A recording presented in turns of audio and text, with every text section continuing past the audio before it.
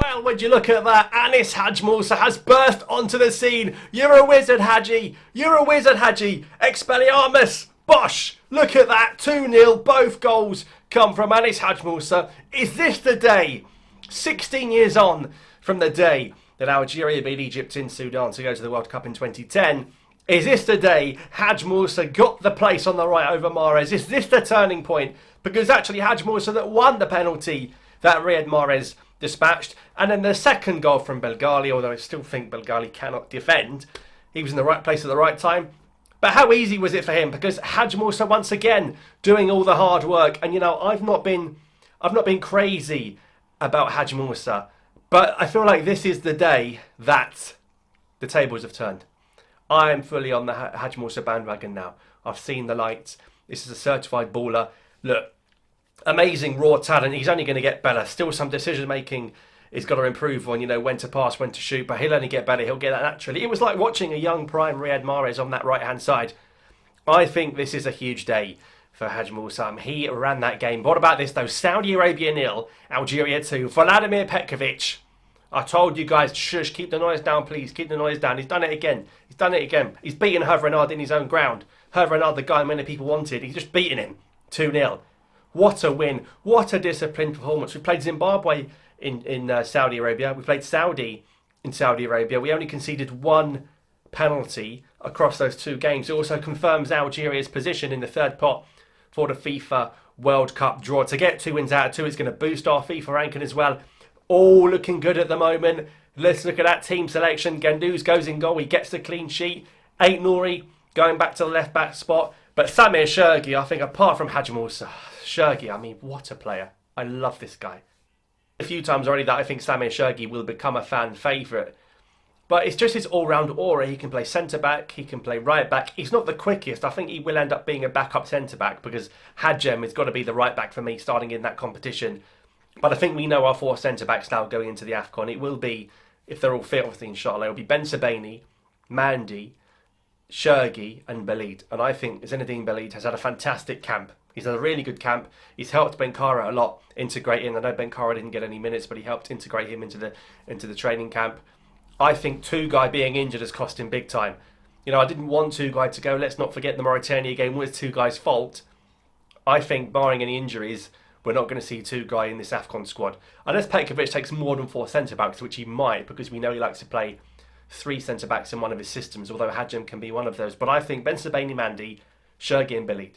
That's who you take, and that is going to be really, really good. We've just won 2 games, even without Ben Sebaini, who is our best centre-back. But honestly, Belid and Cherki, even Mandy, they had such a good game. When Gendouzi was called into action, he had a good game, although I suspect Lucas Zidane will be the number 1 when fit. Midfield, Benassa. Oh, goodness me, how good is this to have Benassa playing back-to-back games for the national team? This is glorious scenes. Obviously not ideal that Zerouki played again, but like we said before, Badawi did withdraw from that squad. So I suspect Badawi would have probably started if he was fit. Benassa, I've always said Benassa's got to be in there. He has to be in there. He's so good. He is by far the best central midfield player. It's just injuries that have let him down. So you had Benassa and Zerouki in there, and I don't know what was going on with the front line, because you had Awar on the left, it just didn't work. Mahrez and Hadjy were sort of rotating from number 10 to right wing, popping up into different pockets, and Baghdad was up top. Bakra didn't really get many minutes in this camp. Again, he came on late on. Same with Ilan Cabal.